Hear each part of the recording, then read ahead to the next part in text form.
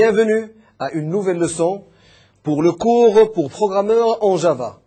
Ce cours est intitulé, ou cette leçon est intitulée, le scénario de référence. Alors sans plus tarder, le menu de cette leçon-là.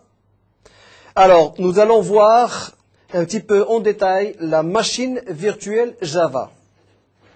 Nous allons parler du bytecode et puis le format des fichiers .class. Alors maintenant, on peut se rappeler, au niveau de la machine virtuelle Java, on a bien expliqué tout à fait au niveau du premier chapitre ou de la première leçon, que la machine virtuelle Java était indispensable pour rendre un programme portable sur n'importe quelle plateforme. On va le voir beaucoup plus en détail tout de suite. La machine virtuelle Java. Alors, la machine virtuelle Java a été conçue, et là je rappelle un petit peu l'historique, c'est qu'au niveau des années 1991, il y a des chercheurs de Sun qui voulaient bien sûr programmer un petit programme ou préparer un petit programme pour pouvoir bien sûr attaquer quelques petites machines pour des commutateurs de télévision. Alors maintenant, ils ont pensé à conceptionner un programme qui pouvait tourner sur plusieurs plateformes. Alors la seule solution qui pouvait bien sûr leur permettre de faire tourner un programme sur plusieurs plateformes, c'est de créer une machine virtuelle qui allait compiler. Parce qu'en principe, pour pouvoir compiler un programme, il faut absolument avoir recours aux composants de la machine, à savoir le microprocesseur, les mémoires, les bus et ainsi de suite. Alors maintenant, si vous voulez avoir un programme qui allait tourner sur plusieurs plateformes, il faut avoir une connaissance exacte de toutes les plateformes, tous les systèmes d'exploitation, tous les microprocesseurs, pour pouvoir faire compiler ce programme. Alors pour éviter tout ça, Sun ou les ingénieurs de Sun ont créé ce qu'on appelle la virtuelle machine, machine virtuelle, qui allait procéder à la compilation du programme indépendamment de la configuration ou de la plateforme sur laquelle elle tourne. Donc ce qu'on appelait les concepts à la base de Java. Il y a des spécifications abstraites, et ça on va le voir. L'architecture et instruction 7, au niveau, bien sûr, de la machine virtuelle, vous avez des instructions spécifiques au niveau de cette machine-là. Et on va les voir beaucoup plus en détail. Non liées à une plateforme, c'est ce que je viens d'expliquer, c'est-à-dire que vous pouvez, bien sûr, compiler votre programme au niveau de n'importe quelle machine ou sur n'importe quel système d'exploitation. Interpréteur ou compilateur, là, ça va être les deux, puisque ça va être compilé, c'est la machine virtuelle qui allait compiler le programme, et bien sûr, ce programme peut être interprété sur n'importe quelle plateforme ou avec n'importe quel système d'exploitation. Implémentation S/W ou H/W, ce sont des implémentations qui allaient amener un plus au niveau de votre programmation. Alors maintenant, pour pouvoir vous expliquer tout de suite, avant de passer à la machine à pile les stacks, on va prendre un schéma pour vous expliquer un petit peu la conception de la machine virtuelle. Alors je suppose que vous avez votre programme en Java. Donc c'est un programme, c'est une liste d'instructions. Et ce programme-là, vous pouvez bien sûr éventuellement le développer au niveau d'un bloc-notes si vous voulez. Sauf au niveau de l'enregistrement, il faut absolument lui donner une extension .java. Alors, programme avec une extension .java. Alors, il va être compilé, donc c'est la compilation. Il va être compilé par la machine virtuelle, la JVM. Java Virtual Machine. Alors, Java Virtual Machine, ce n'est pas une machine. C'est un programme qui allait compiler votre programme. Donc, c'est une machine qui est virtuelle et qui appartient à Java. Et du fait qu'elle appartient à Java, ça veut dire qu'elle peut être compilée au niveau de n'importe quelle plateforme ou système d'exploitation. Alors, une fois elle passe par la machine virtuelle, automatiquement, on a un programme, le même programme, mais avec une extension .class. Alors, ce programme qui est une extension .class, et là, bien sûr, c'est un programme qui contient ce qu'on appelle du bytecode. Alors, ce bytecode, c'est un code qui est lisible sur toutes les plateformes, ainsi que tous les systèmes d'exploitation. Alors, une fois que vous avez ce programme-là, .class, vous pouvez l'exécuter sur toutes les plateformes que vous voulez, à savoir Windows, Unix, Linux. Alors, OS pour Macintosh, et ainsi de suite. Alors, toujours est-il, une fois que vous avez compilé votre programme, vous pouvez l'exécuter sur toutes les plateformes que vous voulez. Et lorsqu'on parle de plateforme, on parle au niveau système d'exploitation et au niveau matériel aussi. Vous pouvez l'utiliser sur une machine qui contient par exemple un microprocesseur Intel, comme vous pouvez l'utiliser sur une machine qui utilise un microprocesseur Motorola, comme les Macintosh. Mais aussi avec des systèmes d'exploitation. Comme vous devez le savoir, il existe plusieurs systèmes d'exploitation sur le marché, à savoir Windows, Linux, Unix, OS2, Solaris et ainsi de suite. Alors ces systèmes d'exploitation ont un langage bien précis. Alors maintenant, lorsque vous avez compilé votre programme et que vous avez désormais un fichier qui est une extension .class, ce fichier peut automatiquement être interprété et exécuté au niveau de la machine réelle cette fois-ci. Et là, c'est un très grand avantage que vous avez au niveau, bien sûr, de votre machine virtuelle. Alors revenons maintenant à notre écran là. Alors, une machine virtuelle, c'est une machine à pile, c'est ça, ce qu'on appelle les stacks. D'accord? Et on va expliquer un petit peu plus tard ce que c'est qu'une pile. Elle supporte les objets. Donc, la machine virtuelle supporte les objets. Comme vous devez le savoir, Java reste un langage de programmation qui est orienté objets. Donc, automatiquement, lorsque vous allez déclarer des objets appartenant à des classes bien précises, automatiquement, la JVM, la Java Virtual Machine, les acceptera sans problème. Exécute les fichiers .class. Alors, automatiquement, la Java Virtual Machine, une fois que vous avez compilé votre programme ou votre projet qui a une extension .java tout à fait au début, une fois compilé, il devient le même nom, mais avec une extension .class. Alors, cette extension .class peut être exécutée avec la virtual machine sur n'importe quelle plateforme. Et ça, c'est très important. Alors, opère sur deux genres de types, primitif et puis référence. C'est-à-dire qu'au niveau de la machine virtuelle, elle opère sur deux types.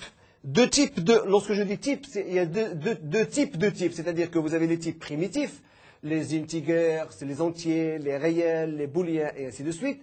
Et vous avez les types de références qui font référence à une classe, à des tableaux, à des vecteurs et ainsi de suite. Donc la machine, la JVM, c'est-à-dire la machine virtuelle Java, accepte sans problème les deux types et l'opère sur les deux genres de types.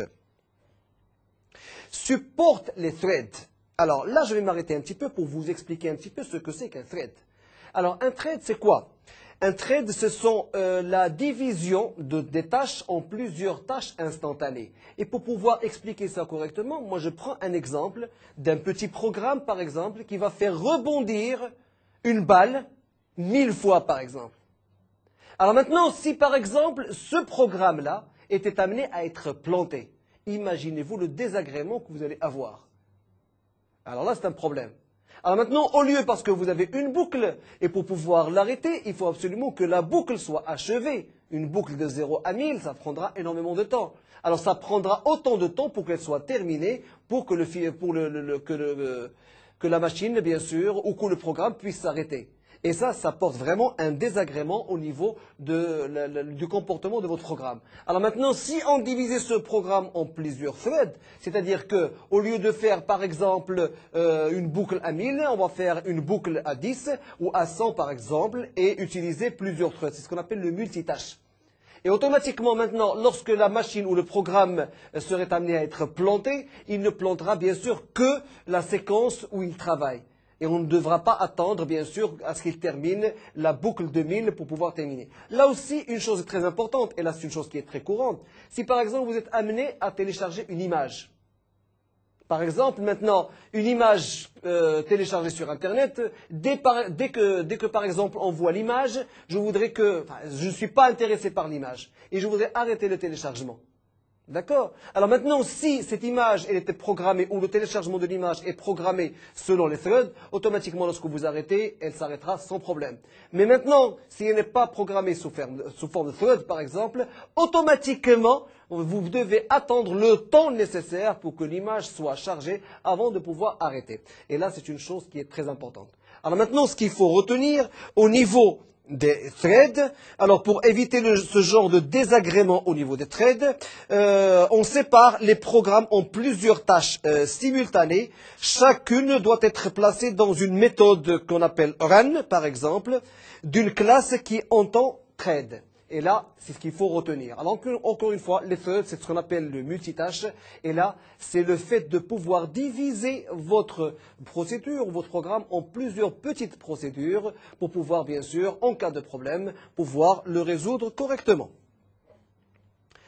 Alors, on revient maintenant aux types primitifs. Alors, les types primitifs, ce sont les types que vous connaissez. Vous, programmeurs, par exemple, lorsque vous êtes amené à déclarer, par exemple, une variable, vous êtes obligé de la faire déclarer soit en variable entière, soit en variable réelle, soit en variable booléenne, et ainsi de suite, ce qu'on appelle les types primitifs. Alors, la JVM, la Java Virtual Machine, accepte les types primitifs. Alors, comme type primitif, vous avez les bytes, qui occupent 8 bits au niveau de la mémoire. Vous avez les shorts, qui utilise 16 bits, et vous avez les integers, ou le int, qui utilise les 32 bits. Alors, en fait, les trois types-là déclarent des types entiers. Alors, comme vous devez le savoir, un très bon programmeur, c'est quelqu'un qui sache gérer, qui sait gérer, par exemple, sa mémoire correctement. Parce que maintenant, si on commence à déclarer les variables comme vous voulez, vous risquez d'avoir un problème au niveau de votre mémoire. Alors, un bon programmeur doit savoir gérer sa mémoire correctement. Alors maintenant, si vous voulez déclarer, par exemple, une variable qui va être d'une variable entière, mais qui va être, par exemple, occupée par des chiffres qui ne dépasseront pas les 126, par exemple, autant utiliser le type byte. Alors maintenant, si vous n'êtes pas sûr et que vous allez dépasser peut-être les 126 ou 127, on passera au type short.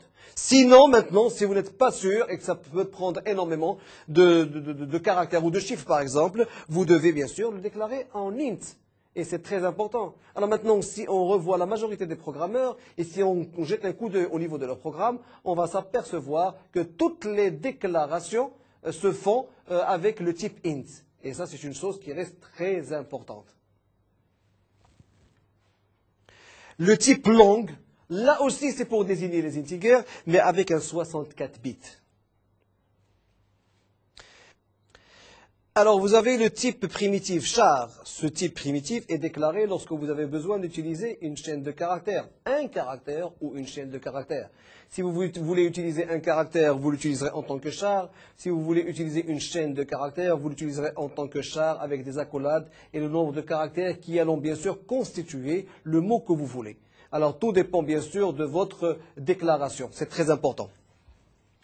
Alors, float. Alors, float, c'est lorsque vous avez besoin de travailler avec des décimales. Alors, lorsque vous avez avec des virgules, des chiffres avec des virgules, on utilise le float qui utilise du 32 bits. Le double, là aussi, c'est pour pouvoir utiliser des chiffres réels, si vous voulez, mais avec une quantité plus importante en matière d'exposants et ainsi de suite.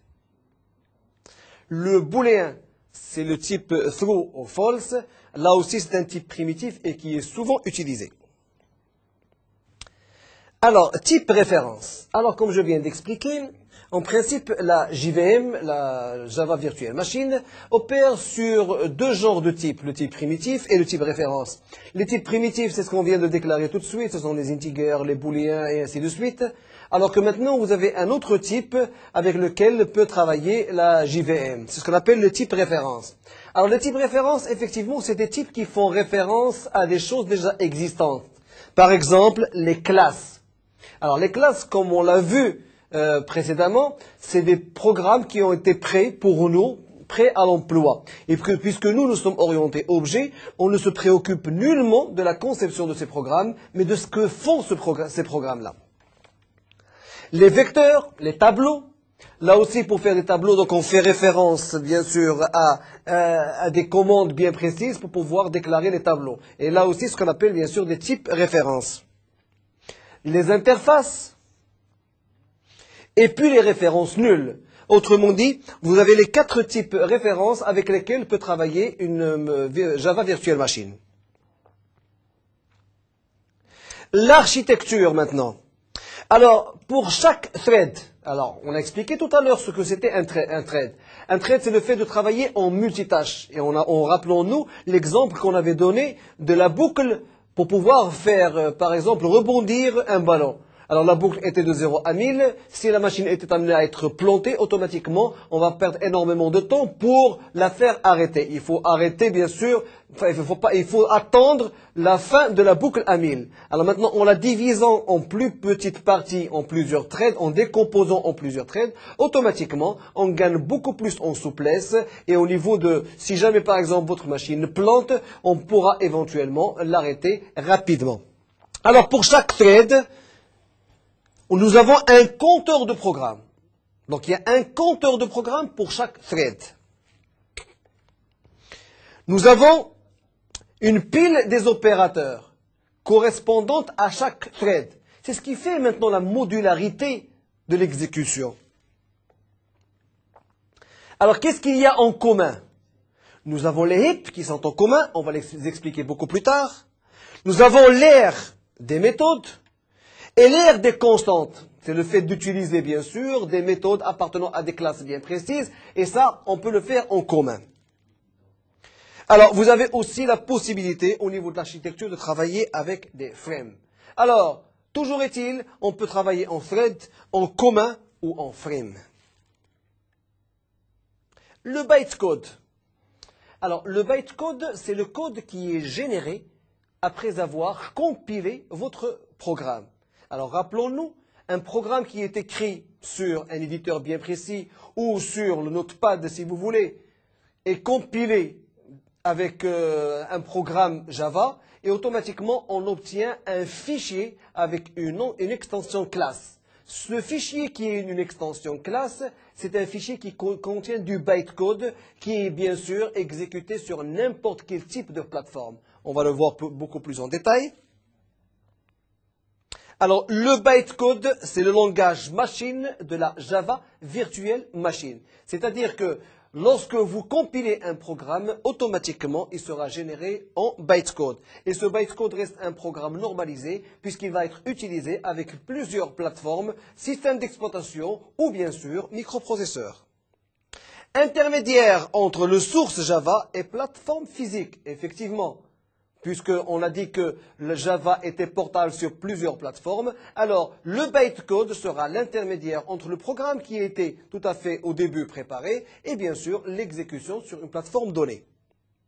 C'est un ensemble d'instructions, le bytecode, et on va les voir tout de suite. C'est un ensemble d'instructions, excusez-moi, qui sont très simples et qui ressemblent à des instructions avec lesquelles les programmeurs ont l'habitude de travailler. Empaqueté en fichier .class. Alors, une fois que la compilation est terminée, vous allez avoir un fichier qui est créé, ayant le même nom que celui qui a été tout à fait au début compilé, sauf que l'extension, au lieu qu'elle soit en .java, elle sera en .class. Alors, les instructions et types. Alors, puisqu'on parle maintenant de la Java Virtual Machine comme une machine indépendante, si vous voulez, ça veut dire que cette Java Virtual Machine, elle a ses propres instructions. Et là, on va les voir beaucoup plus en détail. Alors, le type d'instruction est presque toujours représenté explicitement dans le code d'opération de l'instruction. Et ça, c'est ce qu'il faut retenir. Alors, pour ceci, nous avons un ensemble, bien sûr, de types que vous pouvez utiliser. Par exemple, le int qui est déclaré sur votre programme normal sera déclaré au niveau de votre Java Virtual Machine en i. Le long sera exploité en L, short en S, booléen en B, char en C, float en F, double en D et référence en A.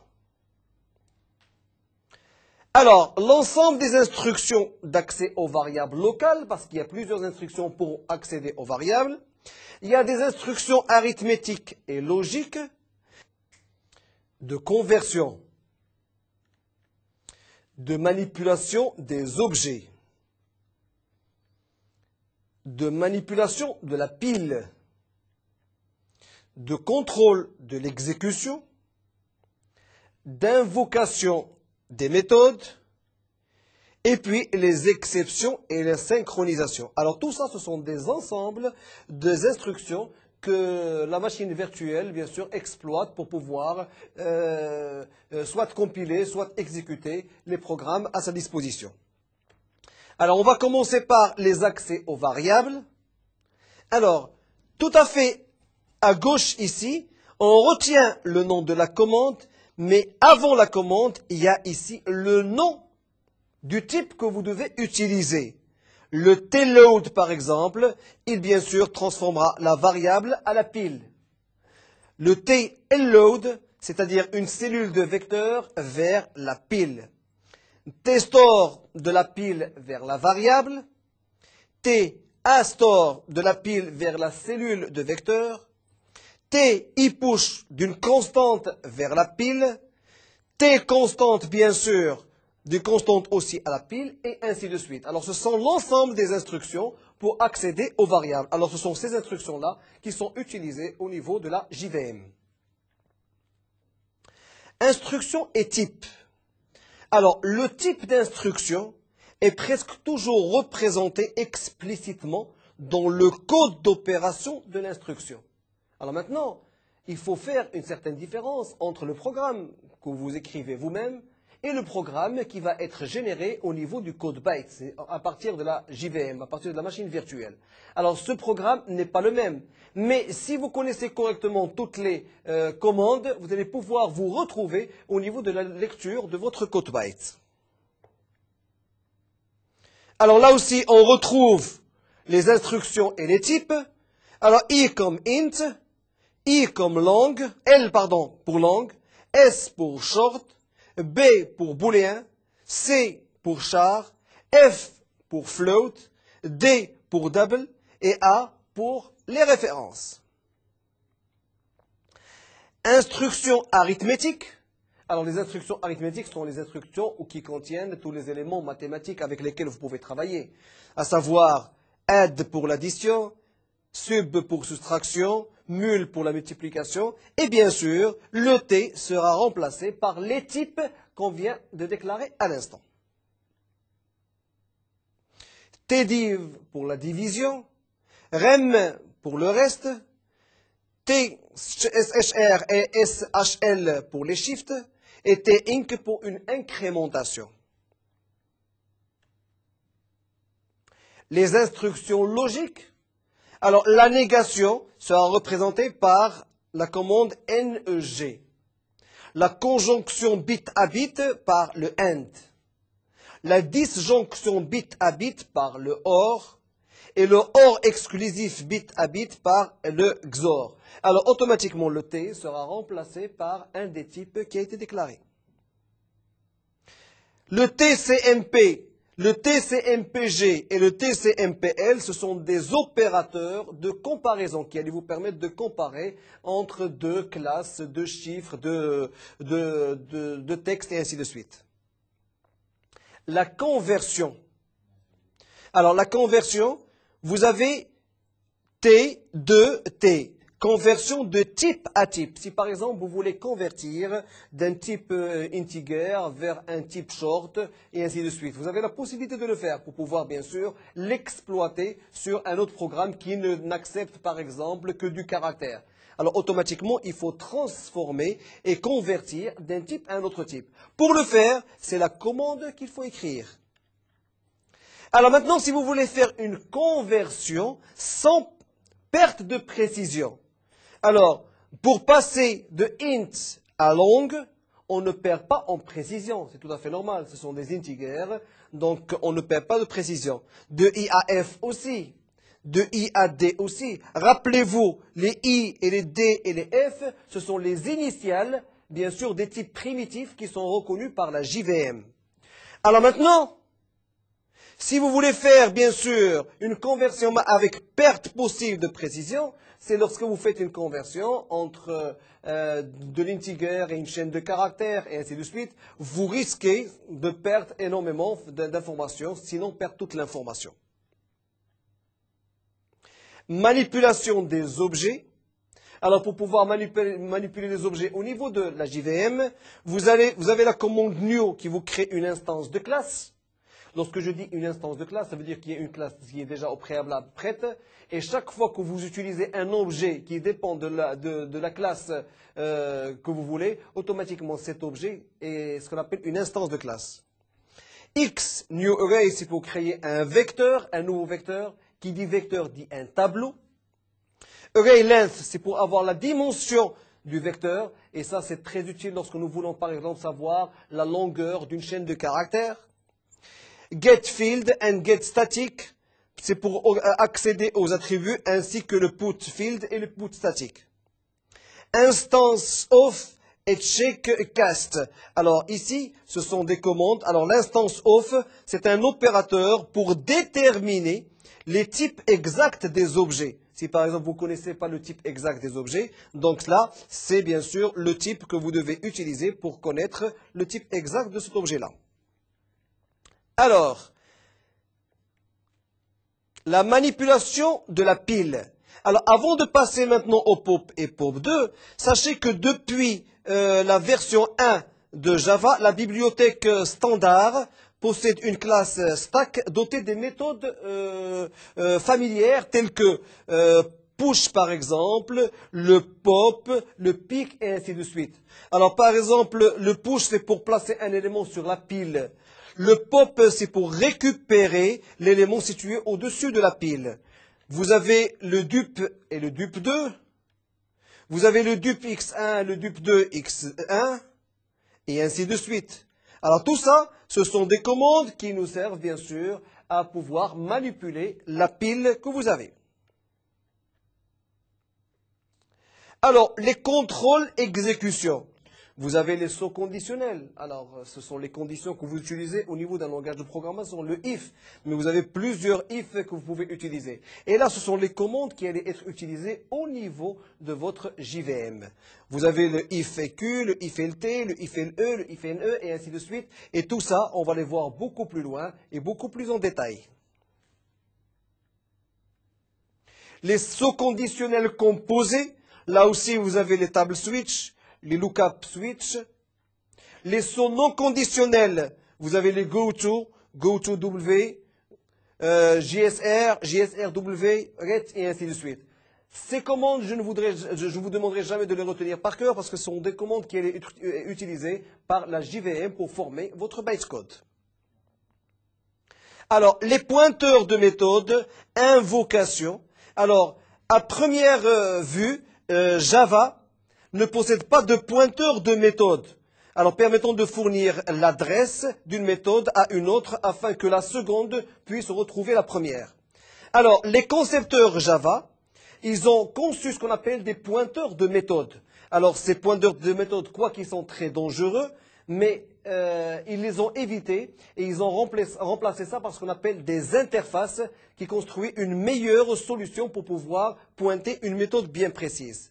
Alors, la classe méthode nous permet bien sûr d'avoir des commandes qui nous permettent bien sûr de faire des opérations sur les pointeurs.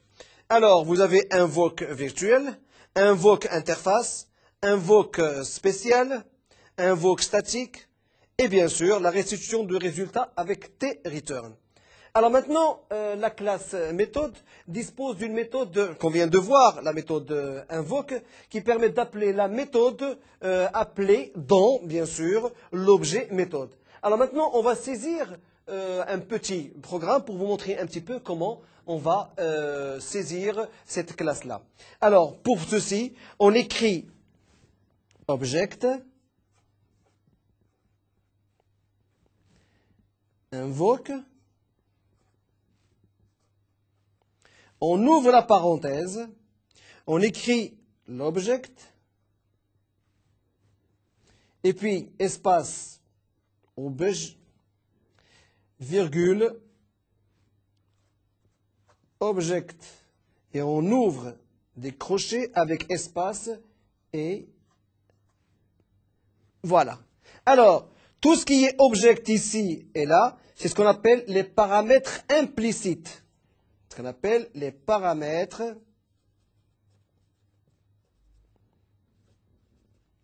implicites. Alors, vous avez ici un tableau, c'est ce qu'on appelle un tableau d'objets.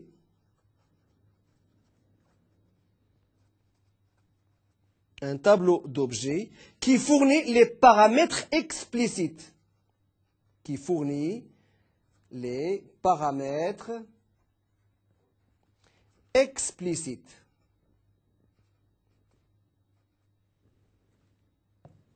Alors, dans la plupart des applications pratiques à la base de multithread, on va essayer d'utiliser un petit peu cette méthode-là qui nous permet de faire énormément de choses correctes pour notre programme. Alors, les exceptions. Alors là, je vais ouvrir une parenthèse parce que c'est très intéressant et c'est très important. Au niveau de Java, nous avons des méthodes d'exception qui sont très importantes dans la mesure où ils nous permettent, dans le cas où vous avez un problème, par exemple une division par 0, au lieu d'avoir une erreur, vous faites des exceptions pour pouvoir, bien sûr, ne pas faire planter la machine. Alors ainsi, maintenant, les concepteurs du système Java, ils ont pu retenir le maximum d'erreurs qui sont possibles, je ne dis pas toutes les erreurs, mais le maximum d'erreurs, et avec ça, on utilise ce qu'on appelle des exceptions pour que chaque fois qu'il y ait une erreur, on puisse ressortir du programme sans faire planter la machine. Parce que maintenant, une fois le programme planté, si vous ne faites pas de sauvegarde, le programme il n'est pas sauvegardé, donc vous ne le retrouvez plus, vous devez redémarrer toute la machine. Alors pour éviter ces désagréments-là, donc il y a des exceptions avec lesquelles on va travailler et on va les voir un petit peu plus loin. Alors, une exception est lancée même par d'autres instructions quand une anomalie se vérifie. Par exemple, une division par 0. La synchronisation. Alors, la machine virtuelle Java supporte la synchronisation au moyen du terme monitor. Alors, la synchronisation, lorsque vous avez besoin d'utiliser ou de travailler en multithread, c'est-à-dire vous allez travailler en multitâche. Alors, pour pouvoir, bien sûr, avoir accès à une classe bien précise, il faut absolument que vous ayez une certaine synchronisation pour que vous n'ayez pas à planter votre machine là. Alors, vous avez des méthodes qui allaient vous permettre, bien sûr, de synchroniser tous les mouvements des threads pour travailler correctement. Alors, moniteur, enter, c'est le début de la seconde point critique qui bloque. Moniteur, exit, c'est la fin de seconde point critique et qui débloque. Alors, format des fichiers .class. Alors, les fichiers .class, c'est le bytecode qui a été préparé lorsque vous êtes amené à compiler un programme. Lorsque vous compilez votre programme, vous avez du bytecode. Ce bytecode est sous format fichier .class. Alors, on va voir maintenant les spécificités. Et regardez. Alors, ça, c'est le format du fichier .class. Vous avez tout à fait en haut, et on va le voir tout de suite, un code. C'est ce qu'on appelle un nombre magique. Ce code-là, c'est ce qui permet de retrouver, bien sûr, toutes les composantes du programme que vous avez. Alors, vous pouvez trouver des attributs avec les déclarations des attributs, trouver des méthodes avec la déclaration des méthodes, les champs avec les déclarations des champs, les interfaces avec la déclaration des interfaces, et ainsi de suite. Mais toujours est-il, vous avez la forme ici exacte du fichier .class, c'est du bytecode qui va être généré une fois que le programme a été compilé.